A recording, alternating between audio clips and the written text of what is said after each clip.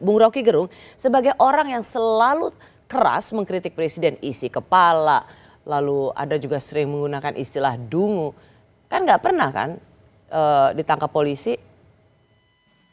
Oh ya, karena saya nggak punya kartu anggota FPI, maka saya nggak akan ditangkap tuh. Tapi coba saya terangkan ya, ini barusan tadi 2-3 jam lalu, ini ada berita bahwa saya akan dilaporkan ke polisi itu oleh seseorang yang merasa saya menghina presiden. Karena kemarin saya memang terangkan di FNN, karena ditanya oleh Harus Beno Arif, saya bilang bahwa ini perhatikan ya, presiden itu tidak paham demokrasi. Karena itu yang mesti direvisi adalah otaknya, itu otak presiden. Saya nggak bilang otak Jokowi, otak presiden. Oke. Kenapa? Karena dari awal presiden menganggap oposisi itu tidak diperlukan. Padahal demokrasi intinya adalah oposisi. Ya. Lalu orang marah, bahkan PSI, Partai Solidaritas Indonesia, melalui salah seorang ketuanya, minta supaya Pak Jokowi melaporkan saya ke polisi. Hari ini dia bilang begitu. Karena dia anggap saya menghina presiden. Dia juga dungu, dia nggak ngerti bahwa yang saya terangkan sebagai kepala negara, beliau tidak paham demokrasi. Apa buktinya? Karena beliau menganggap bahwa oposisi itu tidak boleh. Kan itu diucapkan oleh presiden. Jadi bayangkan, ini barusan presiden kemarin bilang supaya hormati perbedaan pendapat. Sekarang pendukung presiden mau melaporkan saya ke polisi. Assalamualaikum warahmatullahi wabarakatuh. Seorang Rocky Gerung begitu hebat dalam bersilat lidah. Meskipun kasar, sangar, brutal, preman, tidak mendidik, tapi narasinya berhasil membodohi orang-orang pintar. Bayangkan bro, kalau membodohi orang bodoh, wajarlah. Namanya juga orang bodoh. Tapi kalau berhasil membodohi orang pintar, ini yang bodoh siapa ya?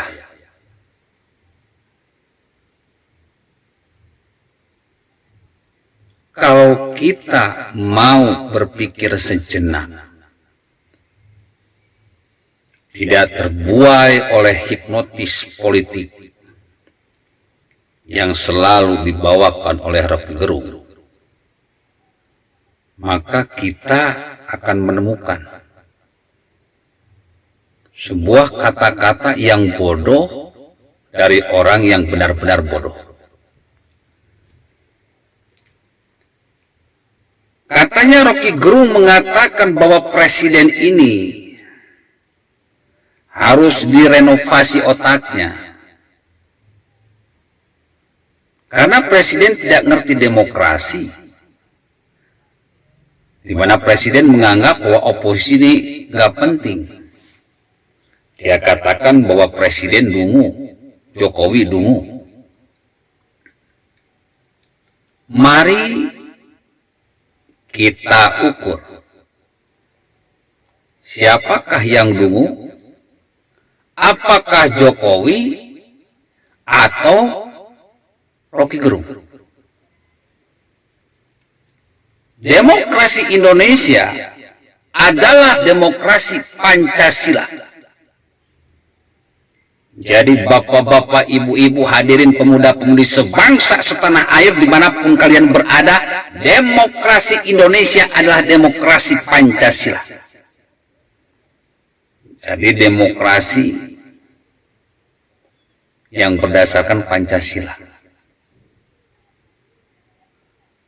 Sila yang paling kental berbicara masalah demokrasi adalah sila keempat. Kerakyatan yang dipimpin oleh hikmah, kebijaksanaan dalam permusyawaratan perwakilan. Di sini tidak ada kata-kata oposisi. Sila yang pertama, ketuhanan yang Maha Esa. Demokrasi Indonesia harus berdasarkan ketuhanan yang Maha Esa, melindungi semua agama. Yang kedua, kemanusiaan yang adil dan beradab. Demokrasi Indonesia menjunjung tinggi kemanusiaan dengan menjunjung tinggi keadilan dan adab.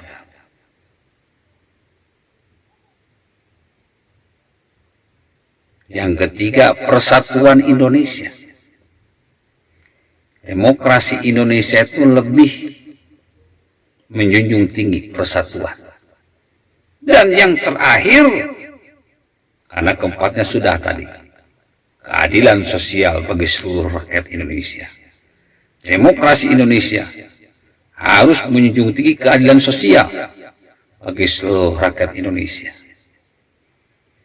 Sedangkan oposisi yang selama ini kita ketahui itu bertentangan dengan Pancasila,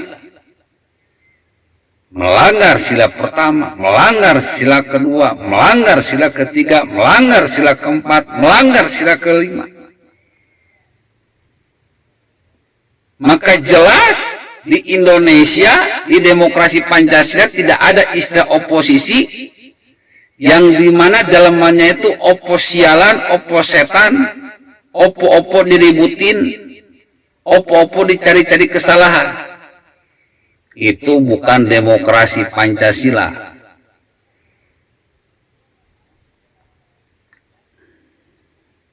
Tapi demokrasi pancaroba yang bisa menghancurkan negara berkeping-keping. Demokrasi Pancasila tidak butuh oposisi. Perbedaan boleh terjadi waktu kampanye.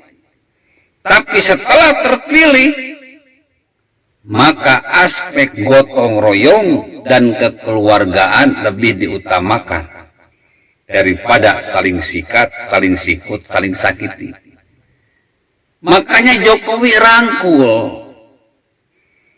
partai-partai yang berseberangan untuk bekerja bersama-sama membangun Indonesia.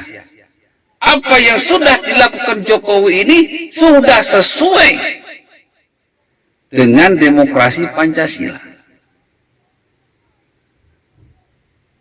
Terutama sila ketiga, persatuan Indonesia. Mari bersama-sama membangun Indonesia demi terwujudnya keadilan sosial bagi seluruh rakyat Indonesia. Rocky Gerung menyebut Jokowi dungu karena menilai Jokowi ini dungu, otaknya harus direvisi.